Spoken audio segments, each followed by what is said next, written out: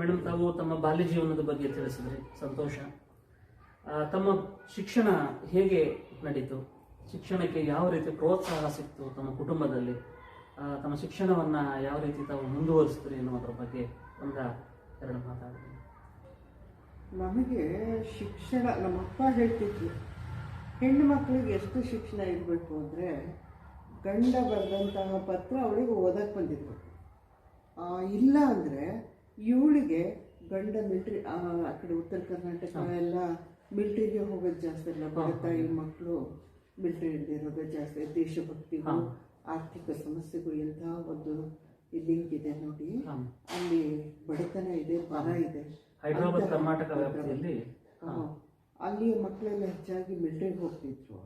ಮಿಲ್ಟ್ರಿಗೆ ಹೋಗುವಂಥ ಸಂದರ್ಭದಲ್ಲಿ ಅವರೇ ಅಂದ್ಕೊಳ್ತಿದ್ರು, ನಮ್ಮ ಮಕ್ಕಳು, ಹೆಣ್ಮಕ್ಳು ಗಂಡನಿಂದ ಪತ್ರ ಬಂದರೆ ಓದೋಕ್ಕಾಗಬೇಕು, ಮತ್ತು ಅವಳಿಗೆ ಗಂಡನಿಗೆ ಪತ್ರ ಬರೆಯೋಕ್ಕಾಗಬೇಕು. ಅಷ್ಟು ಎಜುಕೇಷನ್ ಆದರೆ ಸಾಕು, ಹೆಣ್ಮಕ್ಳಿಗೆ ಹೆಚ್ಚಿನ ಶಿಕ್ಷಣ ಬೇಡ, ಹೆಚ್ಚಿಗೆ ಓದಿದ್ರೆ ಅವ್ರು ಹಾಳಾಗ್ತಾರೆ ಅನ್ನೋದು ನಮ್ಮ ಅಪ್ಪರದು ಒಂದು ಅಭಿಪ್ರಾಯ ಆಗಿತ್ತು. ಅವರು ಒಂದು ಮುಗ್ಧ ಅಭಿಪ್ರಾಯ ಅಂತ ಅದೊಂದು ಸೋಷಿಯಲ್ ಇಮೇಜ್ ಆಗಿ ಬೆಳೆದಿತ್ತು. ಅವರೊಬ್ಬರು ಅದಕ್ಕೆ ಕಾರಣರಲ್ಲ.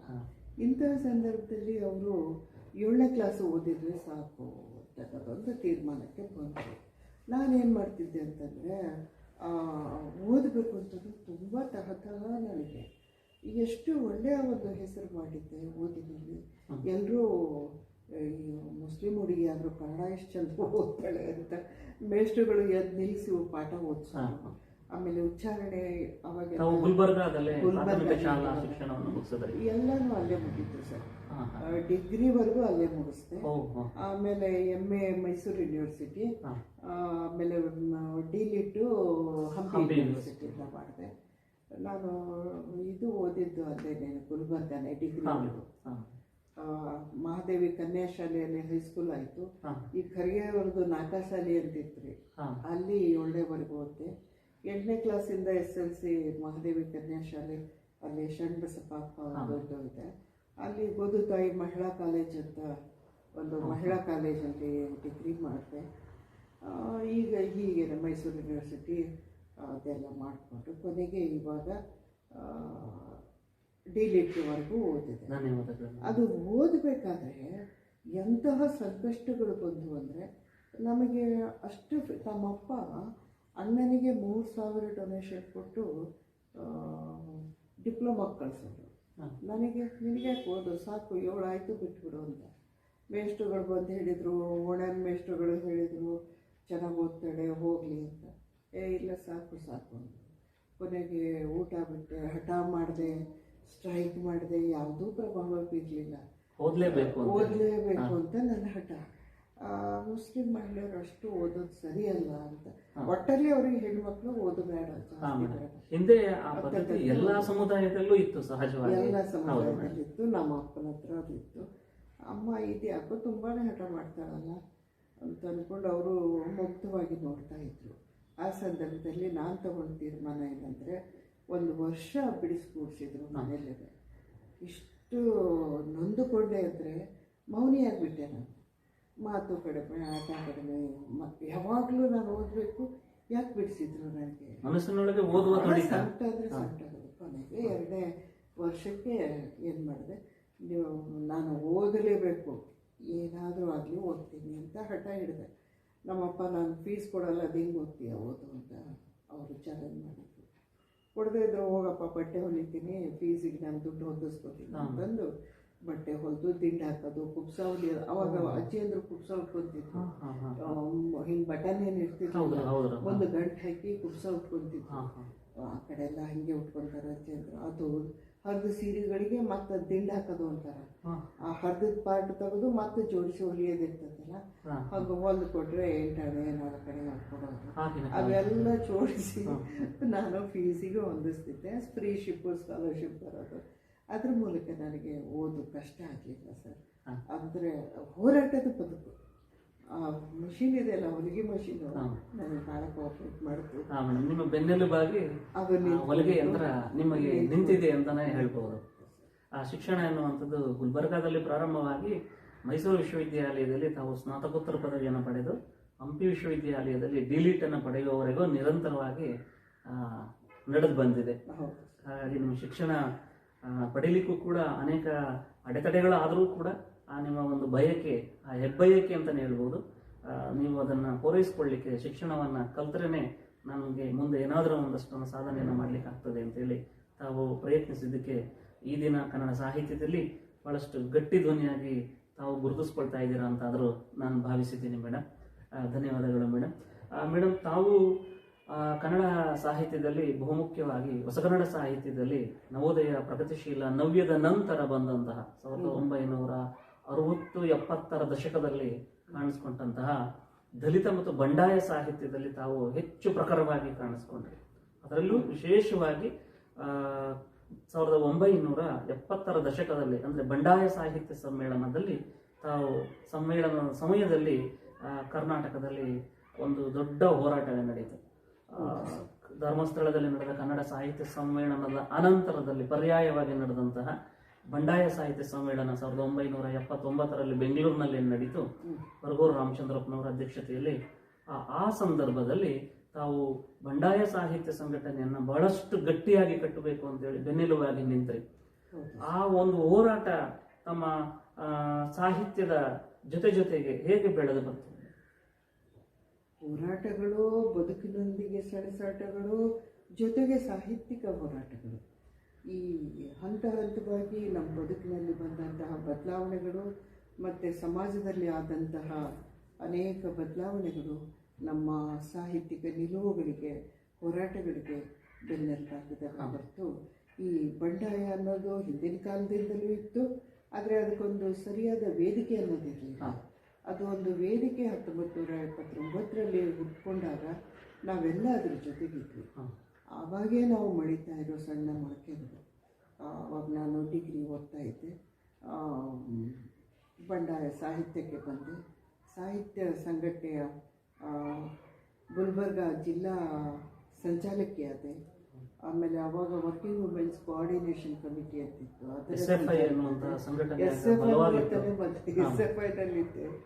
ಎಸ್ ಎಫ್ ಐನಲ್ಲಿದ್ದು ಜನವಾದಿಗೆ ಬಂದು ವರ್ಕಿಂಗ್ ವುಮೆನ್ಸ್ ಕೋಆರ್ಡಿನೇಷನ್ ಕಮಿಟಿಗೆ ಬಂದು, ಆಮೇಲೆ ಮದ್ರಾಸ್ನಲ್ಲಾದಂತಹ ಮಹಿಳಾ ದಿಗ್ಗಜರೆಲ್ಲ ಸೇರಿದ್ರು ಅಲ್ಲಿ. ಗೌರಿ, ಸುಶೀಲಾ ಗೋಪಾಲನ್, ಆಮೇಲೆ ಗೀತಾ ಮುಖರ್ಜಿ, ಕನಕ್ ಮುಖರ್ಜಿ, ಲಕ್ಷ್ಮಿ, ಕ್ಯಾಪ್ಟನ್ ಲಕ್ಷ್ಮಿ, ಸುಭಾಷಿಣಿ ಅಲಿ, ಬೃಂದಾ ಕಾರಟ್, ಹೀಗೆಲ್ಲ ಮೃಣಾಲ್ ಪಾಂಡೆ, ಇವ್ರುಗಳೆಲ್ಲ ತುಂಬ ದೊಡ್ಡ ಹೋರಾಟ. ಗೌರಿ ಅಂತ ಹೋರಾಟಗಾರ್ತಿಯರೆಲ್ಲ ಬಂದಿದ್ರು. ಅದು ನೋಡಿ ನಮಗೆ ಒಂದು ರೀತಿಯ ಈ ಸ್ವತಂತ್ರ ಹೋರಾಟದಲ್ಲಿ, ಗೆರಿಲ್ಲಾ ಹೋರಾಟದಲ್ಲಿ ಭಾಗವಹಿಸಿದಂಥ ಮಹಿಳೆ, ಅವ್ರದ್ದೆಲ್ಲ ನೋಡಿದಾಗ ಒಂದು ರೀತಿ ಬಂಡಾಯ ಪ್ರವೃತ್ತಿ ನನ್ನಲ್ಲಿ ಬೆಳೆದು, ನಾನು ಬಂಡಾಯದ ಯಾವುದೇ ಅನ್ಯಾಯವನ್ನು ಸಹಿಸೋದಕ್ಕೆ ಸಿದ್ಧ ಆಗಿರಲಿಲ್ಲ. ಅವಾಗಿಂದಲೇ 1975 ಒಂದು ಕವನ ಬರ್ತಾ ಇದೆ. ಬಂಡಾಯ ಸಾಹಿತ್ಯ ಚಳುವಳಿ ಸಂದರ್ಭ ಅಂದ್ರೆ ಬಂಡಾಯ ಸಾಹಿತ್ಯ ಸಮ್ಮೇಳನಕ್ಕಿಂತ ಮುಂಚೆನೆ ತಾವು ಬಂಡಾಯದ ಕೆಲವೊಂದು ಗಟ್ಟಿ ಧ್ವನಿಯಾಗಿದ್ರಿ ಅಂತಾನೆ ಅನ್ಸುತ್ತೆ. ಬರೀತಾ ಇದ್ದೆ, ಅವಾಗಿನ ಬರೀತಾ ಇದ್ದೆ. ಮುಂಚೆನೇ 75ಕ್ಕೆ ಮೊದಲ ಕವಿತೆ ನಂದು ಪ್ರಕಟ ಆಯಿತು, ಫ್ಯಾಷನ್ ಅಂತ. ನೀವು ಹೇಳಿದ್ರಲ್ಲ, ಫ್ಯಾಷನ್ ಪ್ರಕಟ ಆದಾಗ ಸಿದ್ದರಾಮೇಶ್ ಅಂತ ಒಬ್ಬ ಕ್ರಾಂತಿ ಪತ್ರಿಕೆ ನಡೆಸುವಂಥ ಸಂಪಾದಕರು ಖುಷಿಯಿಂದ ಬರೆಯುವ ಚಂದ ಬರೀತೀವಿ ಅಂತಂದರು. ಖುಷಿ ಆಯಿತು. ಅವರಿಗೆ ಕೊಲೆ ಮಾಡ್ತಾರೆ, ಅದು ಬೇರೆ ವಿಷಯ. ಪತ್ರಿಕೆಯಲ್ಲಿ ಇರ್ತಾವಲ್ಲ ದ್ವೇಷಗಳು, ಅವು ಅಂಥದ್ರಲ್ಲಿ ಅವ್ರೇನು ಮಾಡಿದರು, ಅದನ್ನು ಮೇಲೆ ಕವಿತೆಗಳು ಪ್ರಕಟಿಸೋದು. ಗ್ರೀನೋಬಲ್ಸ್ ಅಂತ ಒಂದು ಪತ್ರಿಕೆ ಇತ್ತು. ಇವರು ಇನ್ನೂ ಬೇರೆ ಅವರು ನಡೆಸ್ತಕ್ಕಂಥ ಪತ್ರಿಕೆಗಳು, ಜನತಾವಾಣಿ ದಾವಣಗೆರೆಯಲ್ಲಿ, ಇವೆಲ್ಲ ಬೇರೆ ಪತ್ರಿಕೆಯಲ್ಲಿ ಪ್ರಕಟಿಸ್ತಾರೆ. ತಮ್ಮ ಕವನ ಸಂಕಲನಗಳು ಬರೋಕ್ಕೆ ಶುರುವಾಯಿತು. ಆವಾಗ ನಾನು ಮೊಟ್ಟ ಮೊದಲ ಕವಯಿತ್ರಿ ಅಂತ ಗೊತ್ತಿಲ್ಲ ನನಗೆ. ಬರೀತಾ ಇದ್ದೆ, ಲಂಕೇಶ್ ಪತ್ರಿಕೆಯಲ್ಲೂ ಬರೀತಾ ಇದ್ದೆ. ಲಂಕೇಶ್ ಕೂಡ ಒಂದು ಲೆಟ್ರ್ ಬರೆದ್ರು, ಅವಾಗ 15 ಪೈಸದ ಕಾರ್ಡ್. ಆ ಕಾರ್ಡ್ ಬಂದಾಗ ಎಂಥ ಖುಷಿ ಆಯಿತು ಅಂದರೆ, ಒಂದು ಕೆಂಪು ದೀಪದ ಕೆಳಗೆ ಅಂತ ನಾವು ಕವಿತೆ ಪ್ರಕಟ ಮಾಡ್ತಾರೆ ಅವರು. ಮೊಟ್ಟ ಮೊದಲ ಕವಿತೆ ಅದು, ಮೊಟ್ಟ ಮೊದಲ ಕವನ ಸಂಕಲನದಲ್ಲಿ ಅದರ ಕವಿತೆ ಇದೆ. ಅದನ್ನು ಲಂಕೇಶ್ ಅವರು ತಮ್ಮ ಲಂಕೇಶ್ ಪತ್ರಿಕೆಯಲ್ಲಿ ಪ್ರಕಟ ಮಾಡಿದಾಗ ಬಹಳ ಖುಷಿಗೊಂಡು ನಾನು ಅನೇಕ ಕವನಗಳನ್ನು ಬರೆಯೋಕ್ಕೆ ಶುರು ಮಾಡಿದೆ. ಮಹಿಳಾ ಹೋರಾಟಗಳು, ಬಸ್ಸಲ್ಲಿ ಸೀಟ್ ಇರಲಿಲ್ಲ ಗುಲ್ಬರ್ಗನಲ್ಲಿ, ಮಹಿಳೆಯರಿಗೆ ರಿಸರ್ವ್ ಸೀಟ್ ಕೊಡಿ ಅಂತ, ಯೂನಿವರ್ಸಿಟಿಯಲ್ಲಿ ರಿಸರ್ವ್ ಇದು ಕೊಡಿ ಅಂತ, ಮಹಿಳೆಯರಿಗೆ ಶೌಚಾಲಯಗಳು. ಇವತ್ತಿಗೂ ಸಂಸತ್ತಿನಲ್ಲಿ ಮಹಿಳಾ ಮೀಸಲಾತಿ ಹೋರಾಟ ಸಮರ್ಪಕವಾಗಿ ನಡೀತಾ ಇಲ್ಲ ಅನ್ನೋದು ನಿಮ್ಮ ವಾದ ಆಗಿದೆ. ನಿಮ್ಮ ಲೇಖನಗಳನ್ನು ಓದಿದಾಗ, ತಾವು ಬರೆದಂತಹ ಲೇಖನಗಳನ್ನು ಗಮನಿಸಿದಾಗ 33% ಮಹಿಳಾ ಮೀಸಲಾತಿ ಕೊಟ್ಟಿದ್ರೂ ಕೂಡ 33% ಅನ್ನು ಕೂಡ ಬಳಸ್ಕೊಳ್ಳೋದಿಕ್ಕೆ ಎಲ್ಲೋ ಕೆಲವು ಅಡೆತಡೆಗಳಿದೆ ಅನ್ನೋದನ್ನು ಕೂಡ ತಾವು ಪ್ರತಿಪಾದಿಸ್ತೀರಿ. ಆದರೆ ನಿಮ್ಮ ಆ ಕಾಲದಲ್ಲೇನೆ, ಅಂದ್ರೆ 50 ವರ್ಷದ ಹಿಂದೆ ತಾವು 70ರ ದಶಕದಲ್ಲಿ ಬರೀತಾ ಇದ್ದಂತಹ ಆ ಕವಿತೆಗಳಲ್ಲಿಯೇ ಬಂಡಾಯದ ಮನೋಧರ್ಮ ಮಹಿಳಾ ಮೀಸಲಾತಿಗಾಗಿ ಹೋರಾಟ ಮಾಡಿದಂಥದ್ದು ಬಹಳ ಪ್ರಶಂಸನೀಯವಾದದ್ದು. ಅಲ್ಲಿ ಈ ಒಂದು ಕವಿತೆನೂ ಇದೆ ಮಹಿಳಾ ಮೀಸಲಾತಿ ಬಗ್ಗೆ, ಅದು ಓದ್ಬಹುದು ಅಂದ್ಕೊಳ್ತೀನಿ. ನಂದು ಈ ಸಂತಳ ಜೋಳಿಗೆ ರೊಟ್ಟಿ ಪುಸ್ತಕದಲ್ಲಿ ಇದ್ದಂತಹ ಕವಿತೆ ಮಹಿಳಾ ಮೀಸಲಾತಿಯ ಕುರಿತಂತೆ ಇದೆ.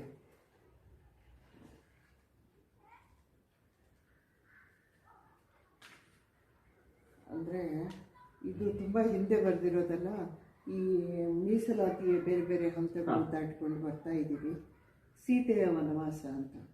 ಸೀತೆಯ ವನವಾಸ ಕೊನೆಗೊಂಡಿದ್ದೇನೆ ಕೆಳದಿ, 14 ವರ್ಷಗಳ ಘನಘೋರ ಕಾಡಿನ ವನವಾಸ ಅನುಭವಿಸಿ ಅಗ್ನಿ ಪರೀಕ್ಷೆಗೆ ಮೈಯೊಡ್ಡಿ ಸೈ ಎನಿಸಿಕೊಂಡು ಬಂದಿದ್ದಾಳೆ ಆಧುನಿಕ ಮೀಸಲಾತಿಯ ಸೀತೆ. ಎಡ ಹೋರಾಟದ ಮೂಲದ ಸಗಲ ಕುಂಕುಮದ ಬೃಂದೆ, ಬಳ್ಳಾರಿ ವರಮಹಾಲಕ್ಷ್ಮಿ ಪೂಜೆಯ ಸುಷ್ಮಿತೆ, ಪಾರ್ಲಿಮೆಂಟಿನಲ್ಲಿ ಮಹಿಳಾ ಮೀಸಲಾತಿ ಮಸೂದೆ ಪಾಸಾಗಿ ಇತಿಹಾಸ ಬರೆದ ಚಾರಿತ್ರಿಕ ಆ ಕ್ಷಣದಲ್ಲಿ ಅವರಿಬ್ಬರೂ ಅಪ್ಪಿಕೊಂಡಾಗ ಸೀತೆಯ ಕಷ್ಟಗಳಿಗೆ ಕೊನೆಯಾಗಬಹುದೇ ಎಂದು ಅನಿಸಿದ್ದು ಸುಳ್ಳಲ್ಲ.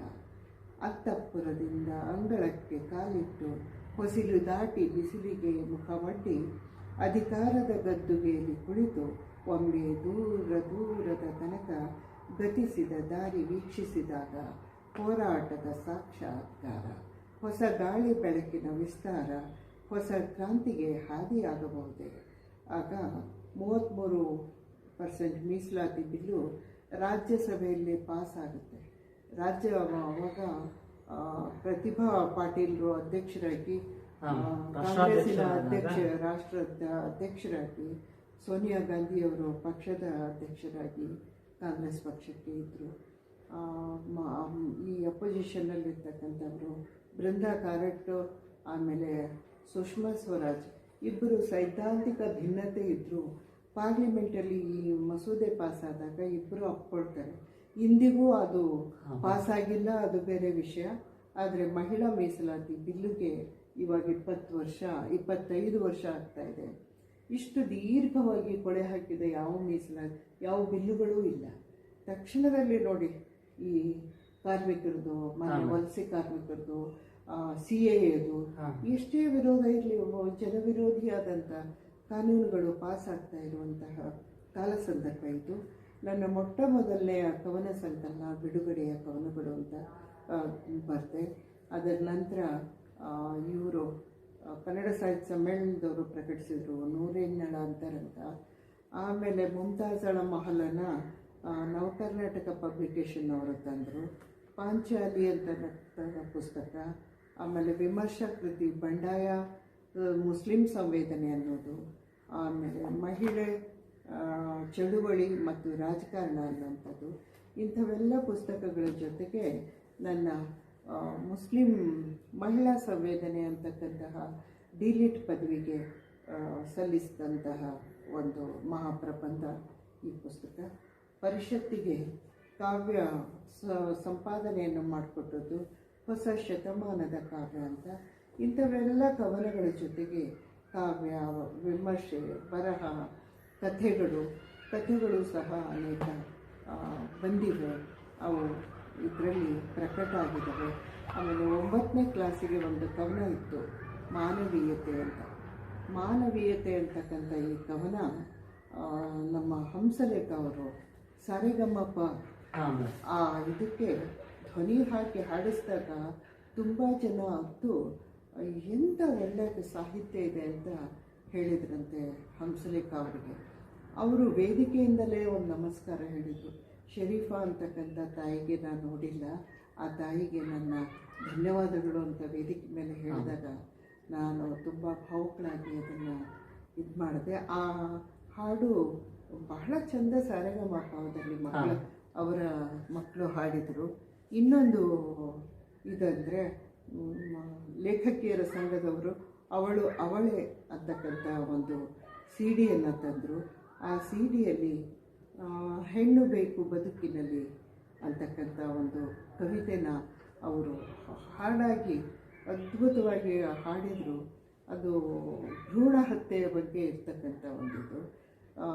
ಅಪ್ಪ ತಮ್ಮ ಬೇಕು, ಮಗಳೇಕೆ ಬೇಡ, ಅಕ್ಕ ಬೇಕು, ಅಮ್ಮ ಬೇಕು, ಹೆಂಡತಿ ಬೇಕು ಬದುಕಿನಲ್ಲಿ, ಆದರೆ ಮಗಳೇಕೆ ಬೇಡ ಅಂತ ಆ ಪುಟ್ಟ ಭ್ರೂಣ ಪ್ರಶ್ನೆ ಮಾಡುವಂತಹ ಒಂದು ಸಂದರ್ಭದಲ್ಲಿ ಬರೆದಂತಹ ಕವಿತೆ ಎಷ್ಟು ಹಾಡಾಗಿ ಹಾಡಿದಾಗ ಅದ್ಭುತವಾದ ಪರಿಣಾಮ ಬೀರ್ತು.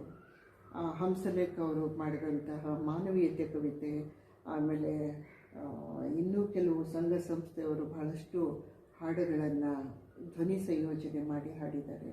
ಹೀಗೆ ಸಾಹಿತ್ಯ ಪಠ್ಯವಾಗ್ತಾ, ಕಾವ್ಯವಾಗ್ತಾ, ಅದು ಹಾಡಿಗೆ ಅಳವಡ್ತಾ ಬಹಳಷ್ಟು ಜನರನ್ನ ಮುಟ್ತಾ ಇದೆಯಲ್ಲ, ಅದು ನನಗೆ ತುಂಬ ಖುಷಿ ಕೊಟ್ಟಂತಹ ವಿಷಯ. ಧನ್ಯವಾದಗಳು.